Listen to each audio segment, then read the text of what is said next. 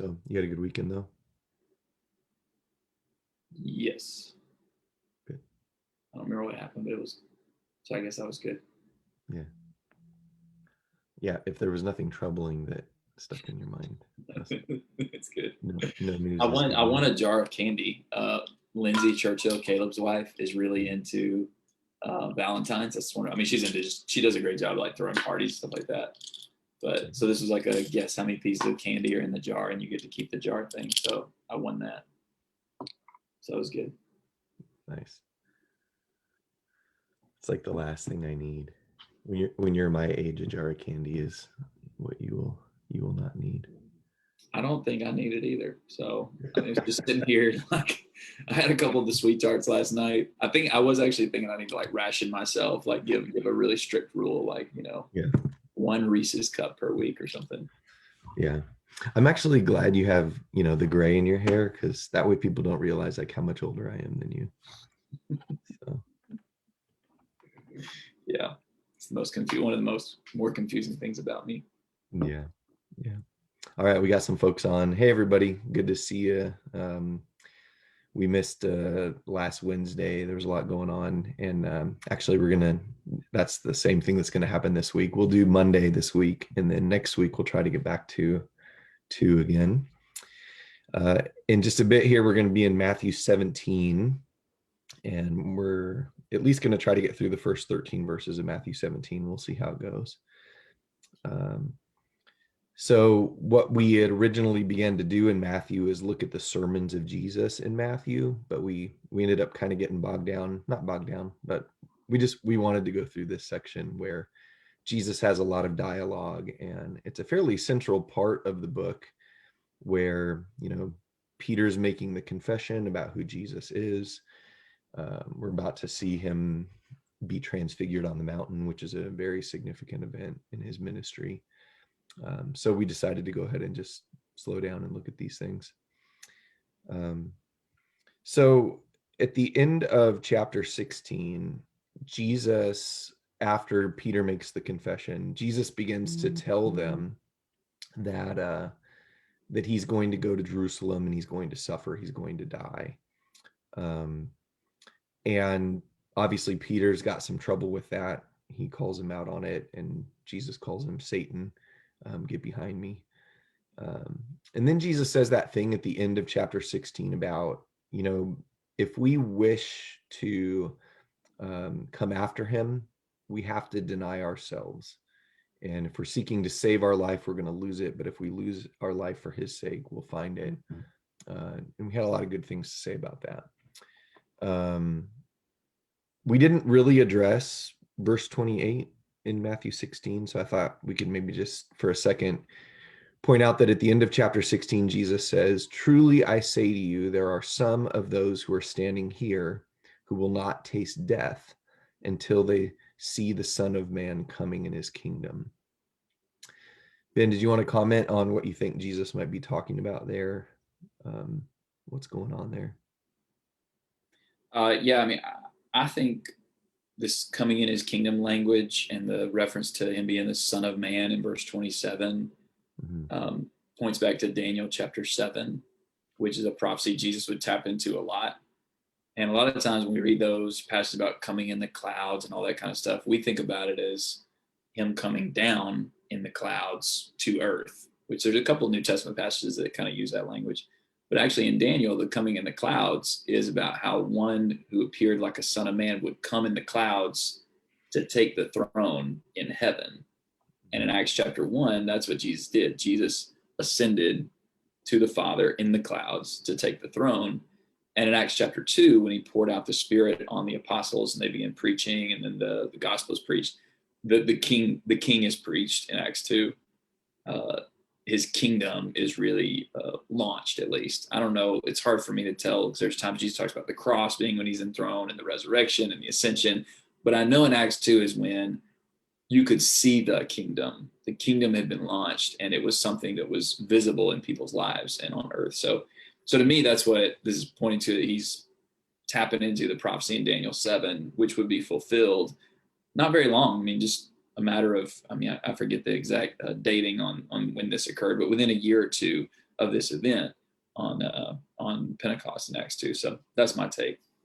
Yeah, I agree with you. I think he is talking about Pentecost, and the events surrounding that.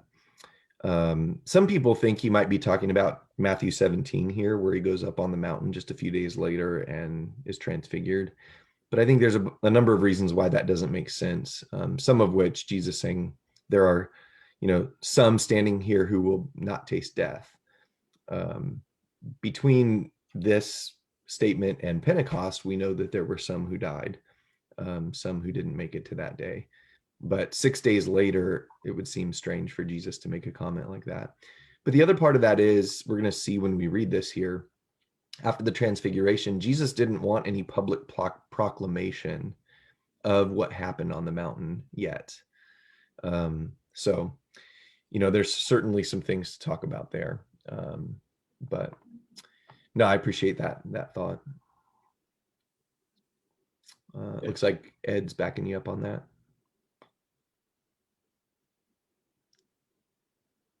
We probably should just hear it. We probably should just one of these days we need to have Ed be a guest. That'd be fun.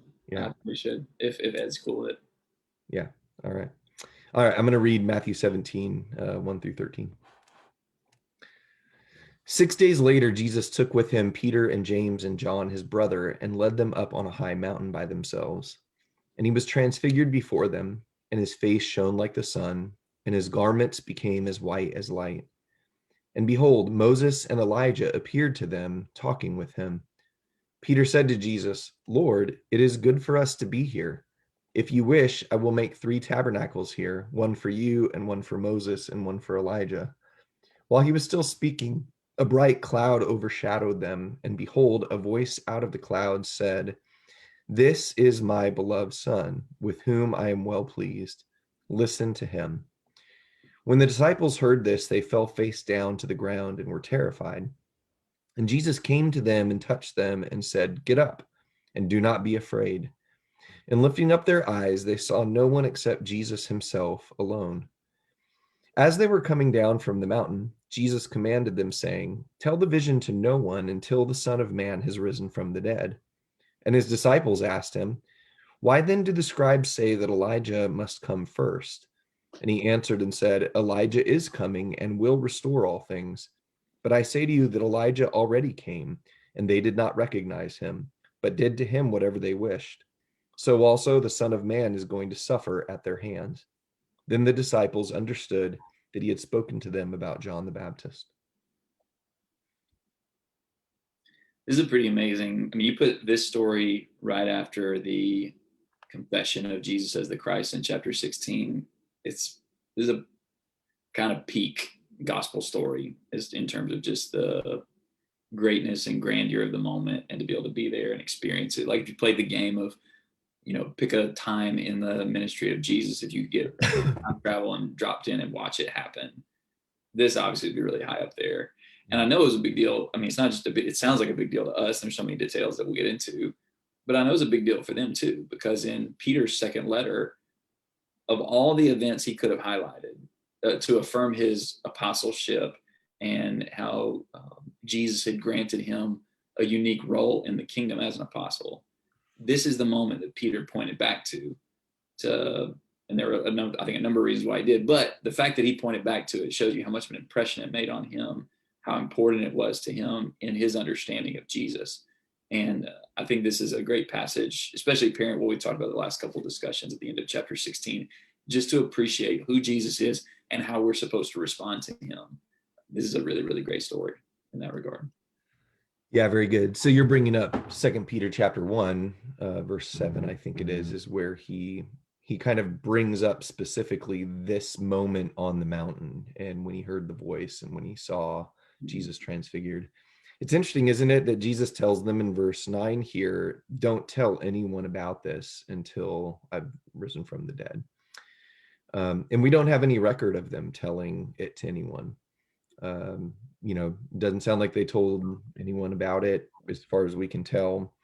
But even in the preaching of Acts, it's not really a topic that comes up specifically. Right. It isn't until 2 Peter 1.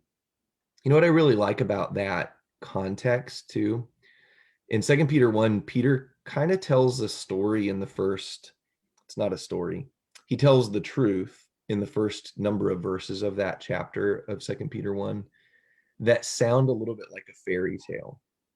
You can be partakers of the divine nature. You can escape the corruption that's in the world by lust. Like, you can have an entrance into the eternal kingdom.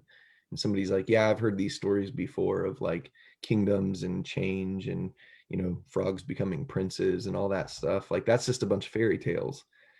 And Peter's point in Second Peter 1 is, we were not following cleverly devised tales when we told you about this. We saw on that mountain something that we could not explain. And the promise of that moment for us was that it confirmed this story, this truth about what God can do in changing people, bringing them to glory like we saw him glorified. It's such a fantastic chapter and point that he makes. Yeah, it's an awesome point. And that is, I mean, that's the thing, right? That's the whole hope of our faith, is that we will be changed, that we are being changed, and that one day we will be completely changed. This and Jesus' resurrection are kind of the down payments on that belief that, yes, it happened with Jesus. It happened with him. It can happen with you if you'll trust him. Yeah. So I'm going to ask Ed, since he mentioned the mountain is interesting because of the location of the confession in verse 16. And I'm a little bit curious what makes it interesting, if Ed wants to expand on that. I will say I got to visit over there, a few years back, and we went to this one particular place that has a good view of like the northern border of Israel and Lebanon. And what you see from, it's called Nimrod's Fortress, was this place. It was an old, just an old sort of rundown fortress that had been, taken by different people. But you could see Caesarea Philippi. And then the guy who was giving us the tour said that the traditional spot for the transfiguration of Jesus was up on this mountain, um, just off sort of to the northeast of Caesarea Philippi. So from where we were, we could see Caesarea Philippi, where the confession was made. And we could see this mountain that, again, is the traditional place that people say Jesus might have been transfigured. He went up there a few days later.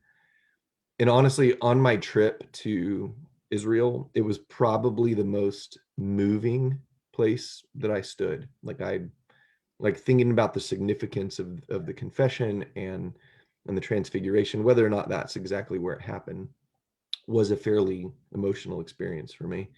The other time that happened to me on that trip was when I stood on Mount Nebo and like saw the promised land that Moses would have seen. But like, anyway, just there's something really interesting and about this, and Ed is expanding and talking about that this isn't about Sinai or Jerusalem, that Peter calls this mountain the holy mountain because of what happened on it. So appreciate that. Well, I mean, you can see why Peter would talk about it the way he did. You're talking about anybody who's read this story, and then just to imagine being there and thinking about it, it's such a powerful scene. Imagine being one of these, if we're right in assuming, fairly young men who have been seeing some amazing things and even doing some amazing things. I mean, they were performing miracles that Jesus had given them power to do, and they were watching him work and do all this great stuff. But it was nothing like this. I mean, the description in verse 2 says he was transfigured. His form was in some way changed before them.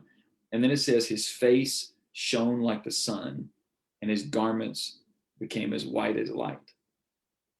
That's really hard to even fathom. I mean, I guess they just couldn't even look at him. I mean, you can almost imagine, like, whenever it starts happening, them doing the thing where they shield their eyes to be able to kind of look and see.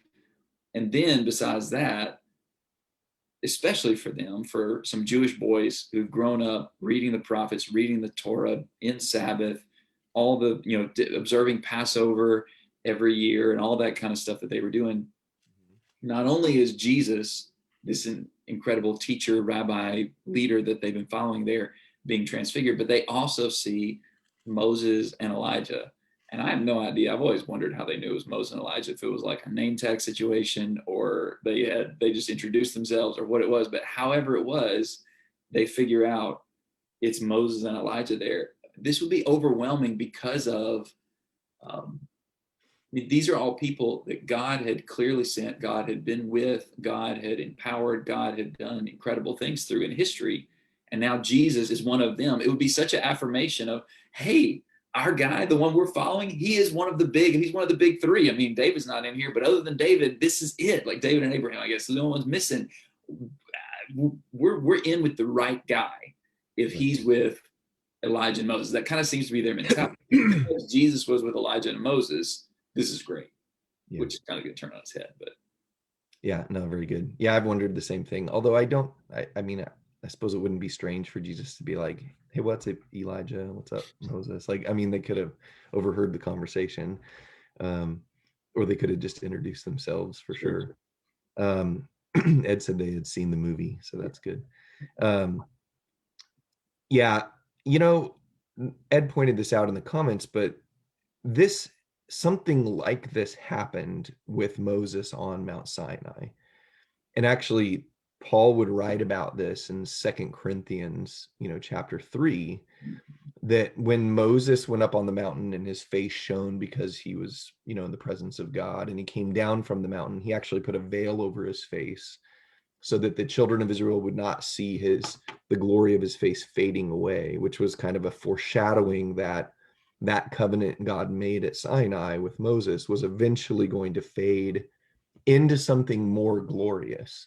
There was going to be something more glorious that would come with the promised one that Moses, the law and the prophets had prophesied about. And so I think looking back on this event of the Transfiguration, the apostles would have learned a really important lesson here. I don't know if we want to spend any time on this, but the fact that Jesus only brings Peter, James, and John up is interesting to me. yeah, I would say, just as an application, Peter had just messed up really badly and had been called Satan by Jesus.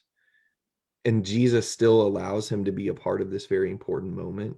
We need to remember that, as often as we can really mess up and do the wrong things and be against God in our thinking, Jesus is still willing to share his glory and allow us to be around him.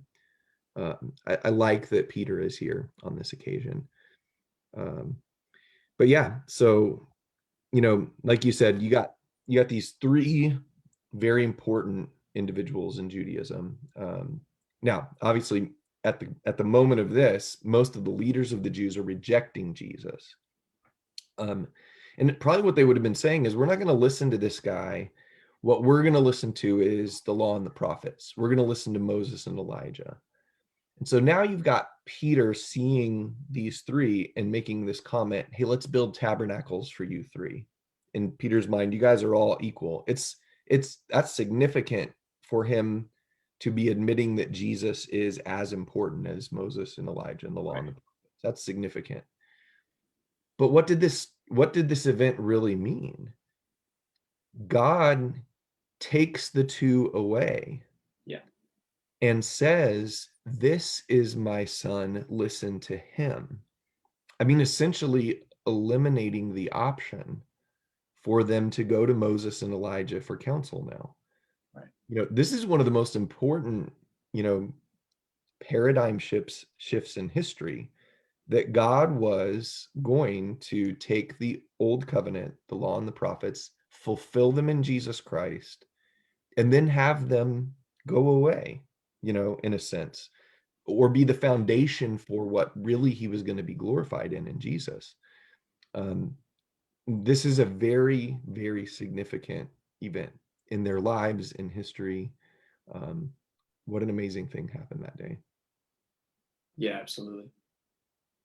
And I may be reading too much into it, but it appears to me when you see the end of chapter 16 and the way they respond here in 17, it's almost like the apostles thought something along the lines of, hey, this confirms Jesus. Like, this affirms Jesus. The fact that Moses and Elijah are here with him, this is good. I mean, we already knew he was the Christ, the Son of God, but now we kind of have this confirmation from these people. But it's the voice that really is the affirmation of Jesus. And it's not just an affirmation, hey, he's just as good as Moses and Elijah, but he's better. To your point, I love that line where in verse 8, when they look up, they saw no one except Jesus himself alone. That's so specific and almost repetitive. Matthew, why didn't you say they looked up and they only saw Jesus? But he really wants to drive home the point that God made sure to eliminate any other options. This is the only one. And also, the statement from heaven, this is the second time God has spoken from heaven. I may be forgetting one. It's just the second, right? Baptism and then this, I think. Well, I think up till this point, yeah. Yeah, then we'll have the other voice in John 12, I guess. So anyway, in the other one, it's just, this is my beloved son in whom I'm well pleased. In this one, there's this added statement, this is my beloved son in whom I'm well pleased. Listen to him. Right. Who am I listening to? Right. And maybe another way to think is, who am I filtering what I listen to? For Jews of the day, they would filter anything Jesus said through Moses and Elijah. The Father here says, no, actually, other way around. You need to filter Moses and Elijah through my son. My son is the one who's come and spoken. This is really reminiscent of like Hebrews chapter 1 that would later be written to say, before God spoke in many ways and many times through the prophets, but in these last days, he's spoken us through his son. That doesn't negate Moses and Elijah. That doesn't negate other prophets. What it says is like, this is the final word. This is the revelation of God. You need to listen to him. And I guess for us, we may or may not be tempted to listen to Moses and Elijah instead of Jesus, but I may be tempted to listen to some preacher I respect or my grandma or some other Christian, and that kind of is the filter that I listen through. This is such an important story to drive home that point of, no, he's the only one. If you want to be changed, if you want to be transfigured, if you want your face to shine like the sun as one of the sons of God, you got to listen to Jesus above and beyond, first and last, compared to anybody else. Yeah. Which is a hard thing to do. Yeah, very good. Very good. Yeah, I mean, I think, what this passage should get people to think about are places like the book of Hebrews, like you quoted Hebrews 1, but the rest of the book of Hebrews is this why Jesus is superior to everything that the law and the prophets could put up against him, and why he is the fulfillment of the law and the prophets, and why that first covenant was not going to be the will that we would be justified by, but that was going to become obsolete. This is a really important moment to help understand books like Hebrews and some other places in Scripture. I try to think about, like, what would it have been like to be there with them? Imagine all the emotions these young men, because these guys were young, these apostles, they were younger than Jesus. We don't know exactly how much younger, but I think probably a decade or so, or close. These guys are watching all this go down. They've just met Moses and Elijah in some form or another, whatever that was. Peter is, kind of running his mouth. It's almost funny. It's good for us to be here. Like, that's the understatement of the century or the millennium or whatever. What would they have been feeling, though? If you look close, what they were feeling about this was afraid. This was a scary, scary thing that they went through. Yeah. Jesus in verse 7 comes up to them and touches them and says, "Get up and do not be afraid." Something about this wasn't like watching a fireworks show where they were like, "Oh, wow, look at that." This was a put your face in the dirt and hide, and I'm not sure I want to look up because this is scary. What I'm seeing, what I'm understanding, what God's doing right now is a fearful thing. This says something about the authority that Jesus had. And for what it's worth, do you remember another time where Jesus touched one of these three guys and said, "Get up, don't be afraid, it's me"? Right. Revelation 1. Revelation 1, John's going to have a vision, I think, that probably reminded him some of this. But in Revelation 1, the vision of Jesus was an even scarier vision. Yeah. They'd never seen Jesus with eyes on fire and a sword coming out of his mouth, and like all the ways that Revelation describes Jesus when he's finally on his throne as the reigning king of the universe. John again falls down as if he's dead, and Jesus again touches him and says, "Don't be afraid, get up, it's me." For those of us that are Christians, we have to wrestle with, why are we presented these images of Jesus? He's not just our buddy. Yeah. He's not just our friend. He's not a grandfather. He's the king of the universe, who, when you see him in all of his glory, and when you see him, like in the book of Revelation, ready to go out for vengeance, or to harvest the earth, these are scary kinds of images. And we've got to make sense of that. Well, and even in verses 9 through 13, whenever they come down the mountain and the conversation turns to, he says, hey, don't talk about this until I'm risen from the dead. And they're like, okay, but hey, speaking of, since we just met Elijah, what's the deal with Elijah? Because I thought that was kind of a big deal. Malachi chapters 3 and 4, Malachi is supposed to come and turn some people around. When you go back and read Malachi chapter 3 and 4 about the Elijah who would come, it was not a nice thing. It was, there's going to be a cleansing fire, and there's going to be a real severe judgment and repentance that's going to come about as a result of Elijah. And Jesus says, hey, actually the Elijah is John the Baptist. He's the one who came. They understood what he was talking about. But I guess that just goes to further your point that the grandeur and the glory and the greatness of God revealed through Jesus Christ should strike terror and fear. And I know perfect love casts out fear. We shouldn't be afraid of judgment day before God, but we should still fear God as an entity, as a person. We should fear Jesus. They are fearsome. We use the word awesome. I don't know, when I was in Atlanta, there was a song we would sing sometimes that I always thought probably didn't make much sense at all. It was called Before Jehovah's Awful Throne. You ever heard that song before? Yeah, right. Which of course makes no sense to us today because the word awful just means awful that way. Yeah, it just means a bad thing. The song isn't saying Jehovah's Throne is a bad thing. It's saying it's a scary thing. It's a frightening thing. It should inspire trembling and all that sort of thing. And you see that whenever God would pull the curtain back, either by speaking with his voice. I mean, Charity pointed that out. That's kind of the thing that really got him really worked up, was when God spoke. Whenever God pulled the curtain back on the greatness of Jesus, Revelation 1 be another example, like you said, it's a terrifying thing. That's why the Hebrew writer said, get serious about this, guys, and stop listening to other people, because it's a terrifying thing to fall into the hands of the living God. Okay, so this is interesting because what we're reading in the book of Matthew is Jesus is, if we understand his authority right, it's a fearful thing to fall into the hands of the living God. Like, he's not to be trifled with. Yet, when he comes to his own people, and the Pharisees back in chapter 16, what are they doing with him? They're not respecting him. Yep. In fact, they're kind of thinking, we can do whatever we want to this guy. Like, we're the ones in charge here.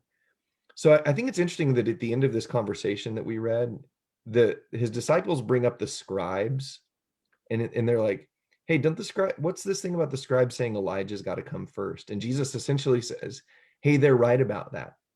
Elijah does come first, and he did come first, but look at what he says. And they did whatever they wished to him.